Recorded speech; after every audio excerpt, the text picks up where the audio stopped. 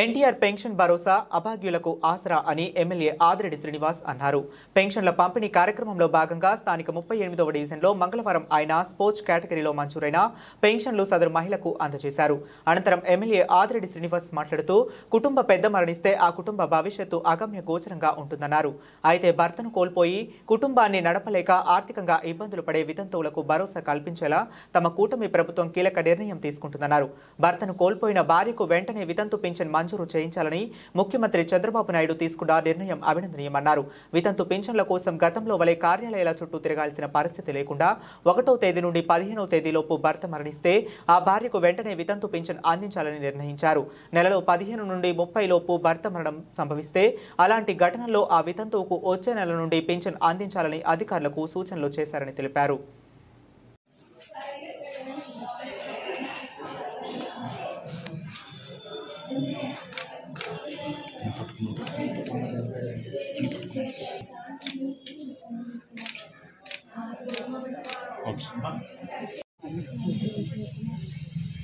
NDA కూటమి అధికారంలోకి వచ్చిన తర్వాత పెన్షన్స్ పెంచి ఇవ్వడమే కాకుండా గతంలోనే ఎవరైనా సరే కొన్ని అనివార్య కారణాల వలన ఇంకో చోట ఎక్కడైనా ఉంటే ఆ నెలలో పెన్షన్ తీసుకోకపోతే వచ్చే నెలలో పెన్షన్ ఇవ్వని పరిస్థితి.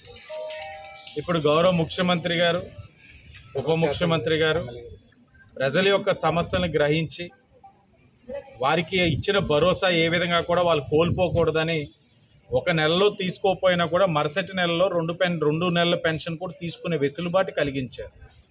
ఇది ప్రజల పట్ల ఉన్న చిత్తశుద్ధి. అంతేకాకుండా గత 5 సంవత్సరాలు కూడా వితంతు పెన్షన్ అని కానీ వృద్ధాప్య పెన్షన్ అని కానీ కొత్త పెన్షన్స్ ఇచ్చిన పాపానికి పోలా. ఉన్న పెన్షన్స్నే కరెంటు ఛార్జీలు పెరిగినాయనో లేకపోతే ఇతరితర కారణాలతో తీసివేయబడ్డాయి. ఇప్పుడు చంద్రబాబు నాయుడు గారు ఇంటి పెద్దని కోల్పోతే ఆ ఇంటి మహిళ ఒక అభద్రతా భావంతో ఉంటారు. వారికి ఆ బాధ ఉండకూడదు. ఈ యొక్క ఆంధ్రప్రదేశ్ రాష్ట్రంలో ఇంటి పెద్ద కోల్పోయినప్పుడు ఒక భరోసా కల్పించాలని, ఆ ఇంటి పెద్ద కానీ పెన్షన్ వచ్చినట్లయితే ఆయన చనిపోయిన 15 రోజులకే ఏ ఒక్క అధికారుల చుట్టూ తిరిగే పని లేకుండా 15 రోజులకే వాళ్ళకి పెన్షన్ ఇచ్చే కార్యక్రమాన్ని కూడా ఈరోజు శ్రీకారం చుట్టడం జరిగింది. దాంట్లో భాగంగా ఈరోజు రాజమండ్రి సిటీలో 13 మందికి వితంతు పెన్షన్ ఇవ్వడం జరుగుతూ ఉంది.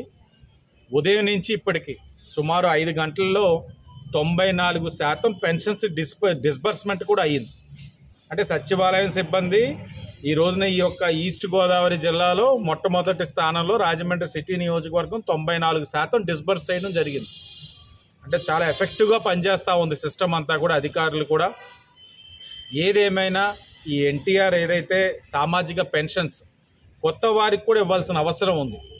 ఇప్పటికే కొత్త రేషన్ కార్డులు ఇవ్వాలన్న ఆలోచనలో ప్రభుత్వం ఉంది. ఆ కొత్త రేషన్ కార్డులు ఇచ్చిన తర్వాత అర్హులైన ప్రతి వారికి కూడా పెన్షన్ ఇచ్చే కార్యక్రమం ఎన్డీఏ కూటమి తీసుకుంటుంది. ఇది సంక్షేమం ఇచ్చే ప్రభుత్వం, సంక్షేమం తుంచే ప్రభుత్వం కాదు అన్నది ప్రజలు గమనించాలి.